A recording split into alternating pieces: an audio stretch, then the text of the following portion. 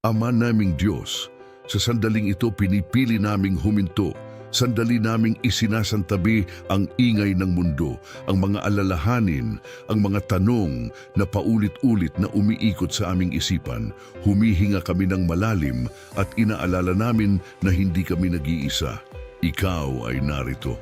Panginoon, salamat sa iyong salita na nagtuturo sa amin na ihanda ang aming mga isip, maging mapagpigil at ilagak ang aming buong pag-asa sa biyayang ipinagkaloob sa amin sa pamamagitan ni Hesukristo. Sa dami ng aming iniisip at kinakaharap, turuan mo kaming huwag hayaang ang takot ang magdikta ng direksyon ng aming buhay. Tulungan mo kaming maging handa sa espiritual, malinaw ang aming pag-iisip at matatag ang aming puso.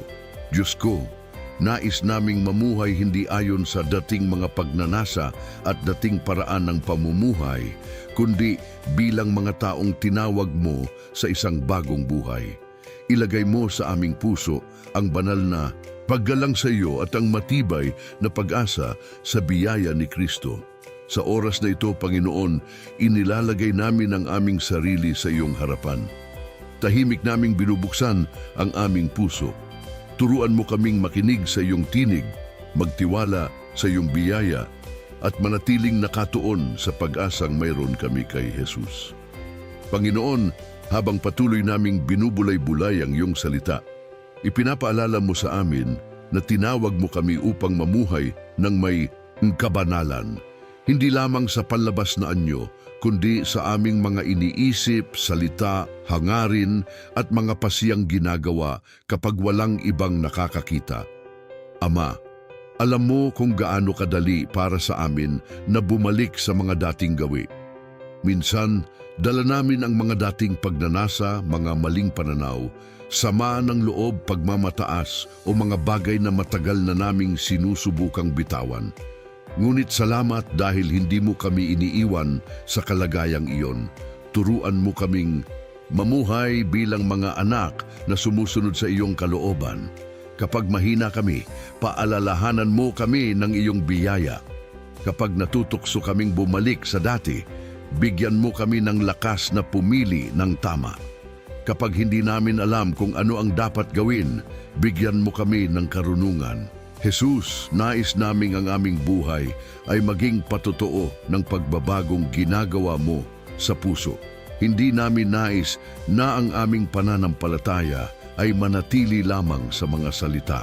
Nais naming makita ito sa paraan ng aming pakikitungo sa iba, sa paraan ng aming pagtitiis, pagpapatawad, pagsasalita at paggawa ng mabuti. Banal na Espiritu, hubugin mo kami araw-araw. Gawin mong malinis ang aming puso at tapat ang aming mga hangarin. At habang natututo kaming mamuhay sa iyong kabanalan, panatilihin mo ang aming mga mata kay Kristo at ang aming puso sa pag-asang inilaan mo para sa amin. Panginoon, ngayon ay inilalagay namin sa iyong mga kamay ang mga bagay na mabigat sa aming puso. Alam mo ang mga alalahaning hindi namin masabi sa iba. Alam mo ang mga gabing puno ng pag-iisip, ang mga desisyong hindi namin alam kung paano haharapin, at ang mga bukas na hindi namin kayang makita. Ama, tulungan mo kaming alalahanin na ang aming buhay ay hindi nakasalalay sa aming sariling lakas. Hindi namin kailangang kontrolin ang lahat upang magkaroon ng kapayapaan. Turuan mo kaming maging mapagbantay sa aming pag-iisip at ilagak ang aming pag-asa sa iyo. May mga pagkakataong natatakot kami sa maaaring mangyari. May mga pangangailangang pinansyal, mga suliranin sa pamilya, mga hamon sa trabaho at mga bagay na hindi namin kayang ayusin sa aming sariling kakayahan. Hindi namin hinihiling na alisin mo agad ang bawat pagsubok. Hinihiling namin na samahan mo kami habang aming tinatahak ang mga ito. Bigyan mo kami ng karunungan upang malaman kung ano ang dapat naming gawin, tapang upang harapin ang hindi namin kayang baguhin at pagtitiis upang hindi kami sumuko sa gitna ng paghihintay. Jesus, kapag nanghihina ang aming pananampalataya, ituro mo muli sa amin ang halaga ng iyong sakripisyo. Hindi kami tinubos ng mga bagay na lumilipas, kundi ng mahalagang dugo ni Kristo. Kaya nais naming matutong magtiwala sa iyo ng higit kaysa sa aming takot. Ngayon, Panginoon, ipinauubaya namin sa iyo ang aming mga bukas. Hawakan mo ang aming puso habang natututo kaming maghintay, magtiwala at magpatuloy. Ama naming Diyos, habang kami ay nananatili sa iyong harapan, suriin mo ang aming puso. Ipakita mo sa amin ng may pag-ibig ang mga bagay na kailangan naming baguhin. Ayaw naming manatiling bihag ng mga dating pagnanasa, maling kaisipan at mga ugaling hindi naaayon sa iyong kalooban. Panginoon, patawarin mo kami sa mga pagkakataong pinili namin ang sarili kaysa sa iyong kalooban.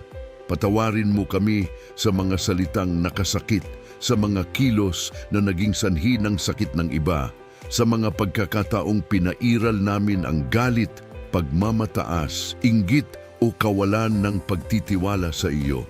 Bigyan mo kami ng pusong tunay na nagsisisi, hindi lamang pagsisisi dahil naharap kami sa bunga ng aming mga pagkakamali, kundi isang pusong nais talagang lumayo sa kasalanan at lumapit sa iyo.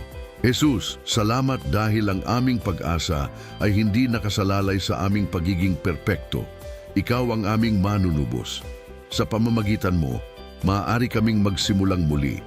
Linisin mo ang aming mga iniisip. Baguhin mo ang aming mga hangarin. Turuan mo kaming mahalin ng mabuti at talikuran ng anumang naghihiwalay sa amin sa iyo. Banal na Espiritu, tulungan mo kaming mamuhay ng may kabanalan sa bawat araw.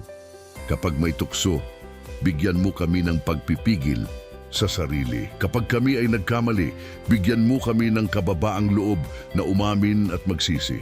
At kapag kami ay nanghihina, ipaalala mo sa amin ang biyaya ng Diyos na patuloy na umaakay sa amin. Panginoon, gawin mong bago ang aming puso at tapat ang aming buhay sa iyo. Panginoon, sa pagharap namin sa bawat bagong araw, bigyan mo kami ng lakas upang mamuhay ng may pananampalataya at katapatan. Hindi namin alam kung ano ang darating, ngunit alam naming maaari kaming kumapit sa iyo. Turuan mo kaming maging mapagpigil sa aming mga salita at kilos. Kapag may mga bagay na sumusubok sa aming pasensya, bigyan mo kami ng mahinahong puso. Kapag nahaharap kami sa mahihirap na pagpapasya, bigyan mo kami ng karunungan upang piliin ang tama kahit hindi ito ang pinakamadaling landas. Ama, tulungan mo kaming huwag matakot sa mga pagsubok. Ang pagtitiwala sa iyo ay hindi nangangahulugang magiging madali ang lahat, ngunit nangangahulugan itong hindi namin kailangang harapin ang bawat hamon ng hiwalay sa iyo. Kapag kami ay pagod, palakasin mo kami.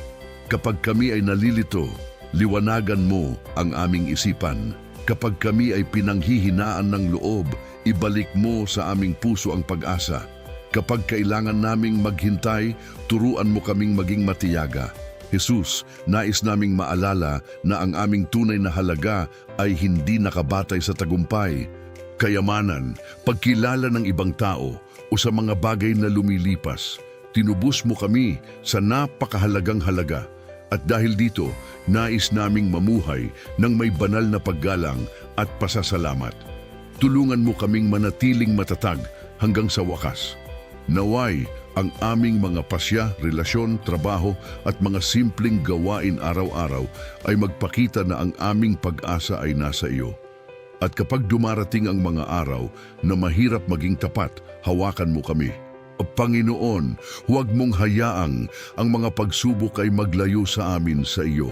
Sa halip, gamitin mo ang bawat karanasan upang lalo kaming maging matatag, mapagpakumbaba at handang sumunod sa iyong kalooban. Ama naming Diyos, sa pagtatapos ng aming pananalangin, nais naming huminto sandali at magpasalamat. Salamat sa iyong biyaya na hindi namin kayang bilhin at hindi namin kayang pagtrabahuhan. Salamat dahil tinawag mo kami upang mamuhay na may pag-asa hindi sa mga bagay na lumilipas, kundi sa kaligtasang ipinagkaloob sa pamamagitan ni Hesu Kristo. Salamat sa iyong salita na gumagabay sa aming mga hakbang.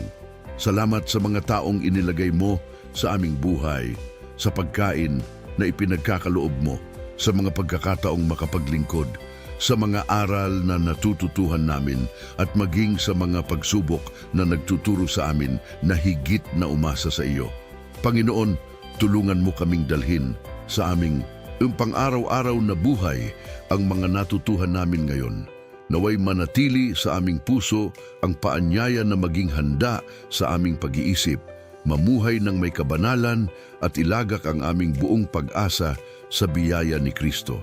Kapag muli kaming nakaharap sa takot, ipaalala mo sa amin kung sino ang aming pinagtitiwalaan. Kapag kami ay nanghina, ibalik mo ang aming pag-asa. At kapag kami ay nagtagumpay, panatilihin mo kaming mapagpakumbaba at mapagpasalamat. Jesus, sa iyo namin ipinagkakatiwala ang aming buhay, ang aming pamilya, ang aming kinabukasan, at ang bawat bagay na hindi namin kayang kontrolin. Naway ang iyong presensya ang magbigay sa amin ng kapayapaan ngayong gabi at lakas sa panibagong araw.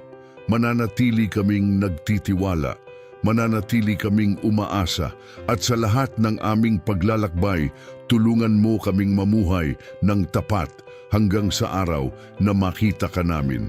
Sa pangalan ni Jesus, aming tagapagligtas at manunubos, kami ay nananalangin. Amen. Kung ang panalangin ito ay nakaantig sa iyong puso, maaari kang mag-iwan sa mga komento ng isang salita o kahilingan sa panalangin na nais mong ipagkatiwala sa Diyos. Ibahagi rin ang panalangin ito sa isang taong nangangailangan ng pag-asa, i-like ang video at mag-subscribe upang sama-sama tayong patuloy na manalangin at magnilay sa salita ng Diyos.